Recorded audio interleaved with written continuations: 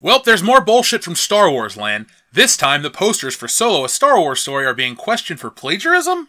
Wow, that's a first for Star Wars. They've been stealing from themselves for years, but now it's time to spread out and rip off someone else. So this news comes from GameSpot.com. Artist claims Han Solo movie poster plagiarizes his art.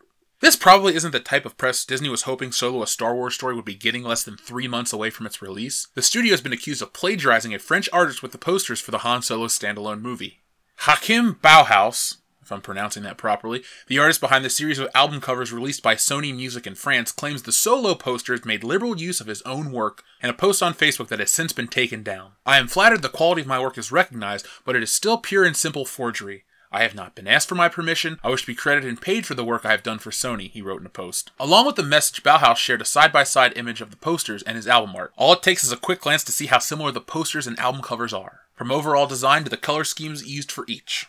Now Disney is speaking out about the controversy, telling The Hollywood Reporter that it's investigating the alleged plagiarism. The posters were created by an outside vendor, and it's something we're currently looking into, the company said in a statement. The poster debacle is just the latest bit of controversy for the Han Solo movie, which saw its directors fired in the middle of production back in June. The duo Phil Lord and Chris Miller were replaced by Ron Howard, who has finished filming the movie. Regardless of the outcome of Disney's poster investigation, there's no stopping Solo, a Star Wars story now. It hits theaters on May 25th. Yeah, they stole that shit. I used to be a paid artist, and I know in the world of art, there's such thing as homage, and then there's plain old theft. Just look at the posters. It's plainly obvious that there's no possible way that this was a coincidence. Whoever designed the Solo posters ripped off the artist Hakim Bauhaus. It's sad too because a company like Lucasfilm with backing from Disney goes this route. Their outsourced rush job was a ripoff. This doesn't bode well for the film. We already know the production was shit. Now the advertising is stolen. What's next? Do we find out they're actually smuggling drugs to get the feeling right on set?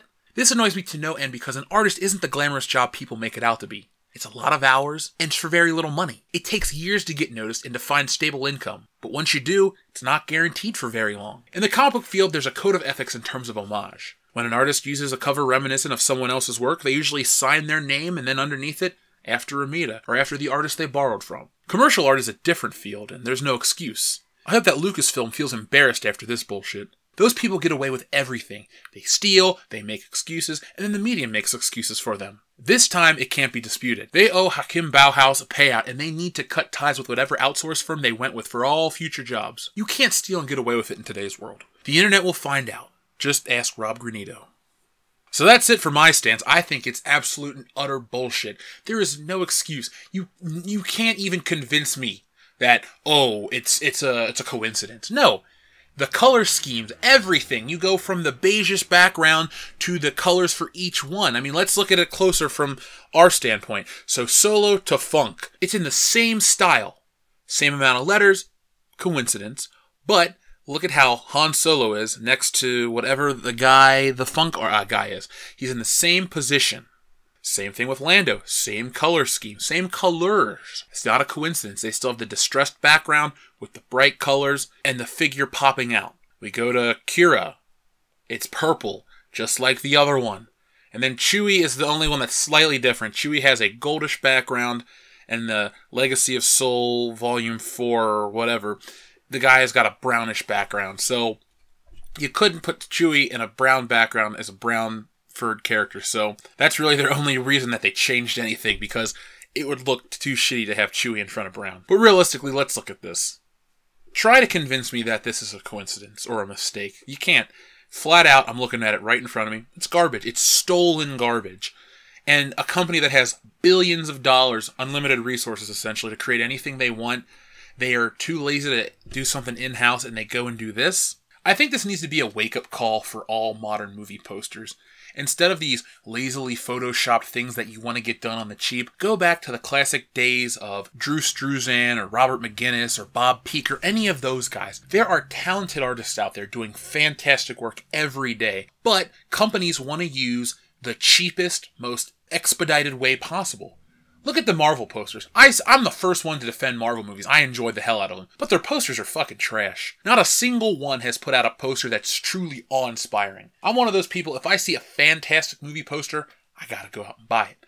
I always talk about having the Star Wars trilogy on my wall. Those are fantastic pieces of art, iconic pieces of art, things that have stood the test of time. That Star Wars Sheet C with Luke Skywalker pointing the gun right at the viewer, that's a powerful image. I'd say it's more powerful than the one where he holds his arm up over his head with the lightsaber and all that shit. Mainly because it looks more like the movie and it's got all the characters and stuff, but I digress. Point is, modern movie posters are just an afterthought. They use the internet and other things to promote these movies, which seems fine from a business standpoint, but it takes away from the spectacle. This is showbiz. Show me something good. You know, when I went to the theater to see, I think it was Jumanji or something like that, I saw a poster for Solo: A Star Wars Story, and it was a black background with yellow text. That didn't really draw my eye. It was just like, oh, I had to look at it for a second. Oh, it's Solo: A Star Wars Story. What a lame poster. And then they followed up with a rip-off job, which I did think looked cool, but this has definitely changed my opinion of it. The original art is great. This pales in comparison because it's not truly original. The originality is what really makes a lot of art pop. It's like nothing you've ever seen before, and you gotta just keep looking at it, and you find new things to enjoy. With this Solo: A Star Wars Story poster, I look at it and go, all they did is copy somebody else's work, and it's lazy. How much did it really cost to hire a really great artist to paint a poster? Disney is attached with Marvel, who Alex Ross works for. If you don't know who Alex Ross is, I'll put a piece of artwork up on the screen right now of his. He's a fantastic artist. He's done Star Wars comic covers. He's done all kinds of stuff. He's got the skill. Why not have him paint movie posters for Star Wars? Get Drew Struzan's ass out of retirement. You got John Williams to stop working exclusively for Steven Spielberg to do Star Wars music. The guys that have made some of the best movie posters are still alive, and you need to just pay them. Or you need to find someone young and hungry that has the same level of skill. We need to get out of this photoshopped age. Like we needed to get rid of the PG-13 action film and PG-13 horror films. We really need to go back to the way things were. Not because I'm old and I'm shaking my fist to get off my lawn.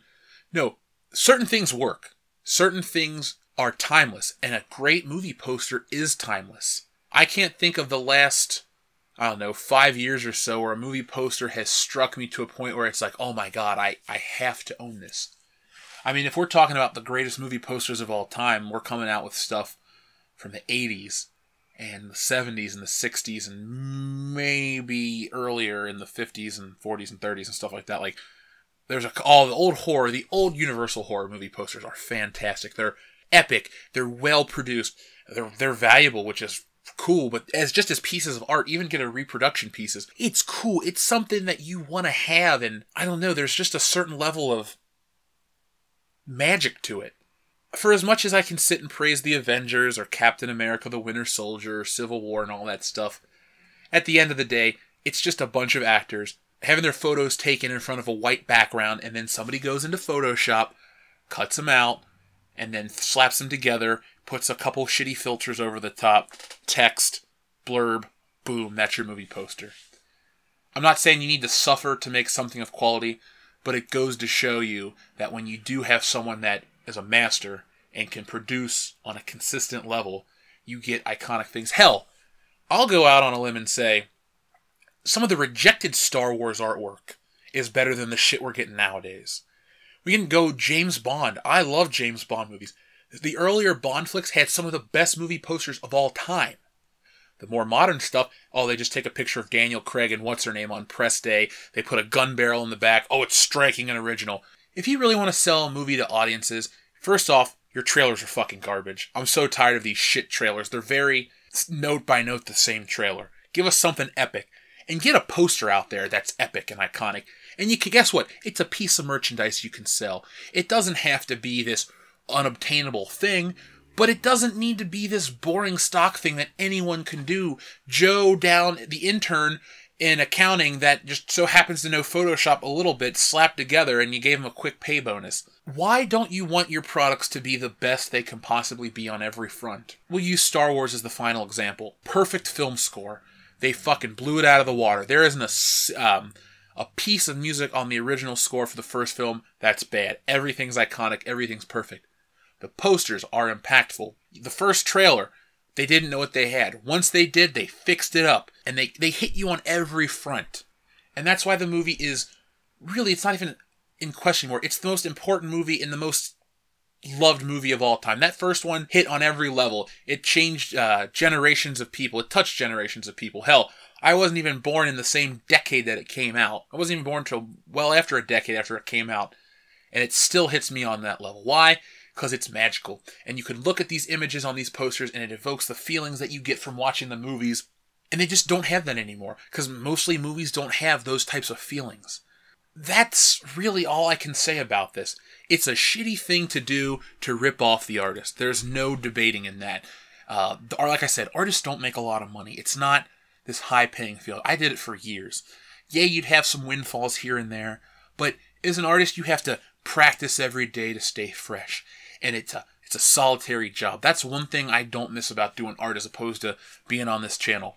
As an artist, I would put in 12 hours a day drawing. And a lot of days, it was just practicing to get fresh. I wanted to be this comic book artist, so I practiced anatomy and hands and drapery and storytelling and the technology to make it easier. And then I just got to a point where it seemed like a futile effort.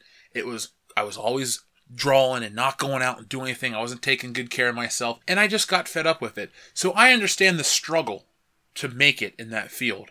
So maybe I'm coming at it a little harsher than most would, but theft is theft. If I come into your house and steal your TV, you're going to be pissed because you paid for your TV. That's your TV. It's the same thing as this. This guy came up with a concept and executed it perfectly, and then Star Wars comes in and rips it off. So, in closing, Disney, Lucasfilm, whoever's in charge, pay this motherfucker right now. If you're a big fan of this channel, make sure you give this video a thumbs up and share it. We've had a lot of great expansion lately. I'd like to keep that growing because my favorite part of this channel is discussing stuff with you people. Speaking of discussing stuff with you people, please tell me what you think of this whole situation. Are you as angry as I am? Do you not give a shit? You can't really debate that you see the similarities anymore. I mean, it's crystal clear. World Class Bullshitters is everywhere now. We're here on YouTube. We're on Podbean, Flickit. We're on iTunes. We're on Stitcher Radio, we're on Facebook, we have Twitter. There's all kinds of ways to contact us.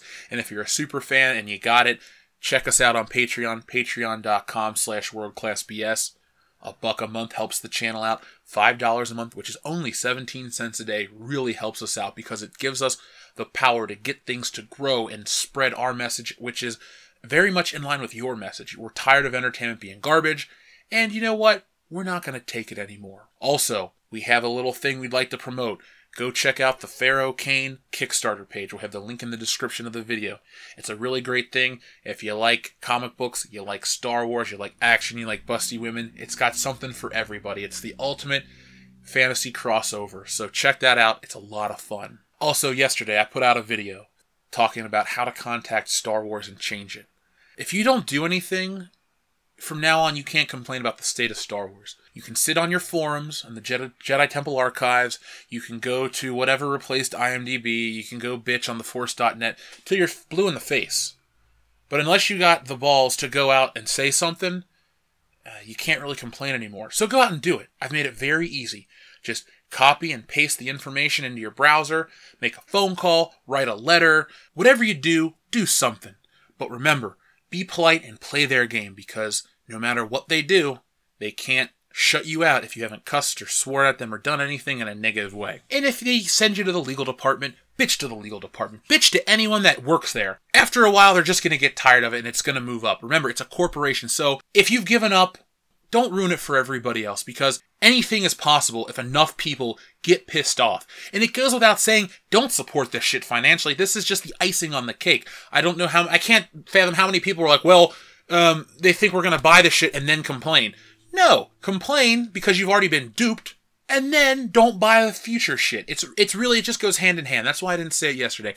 I thought it was a foregone conclusion. But what isn't a foregone conclusion is our success. Do what you must to get this changed. All the contact information is in yesterday's video. I will have it linked in the description for you to check it out. There's no reason why you can't do it. It takes a few moments.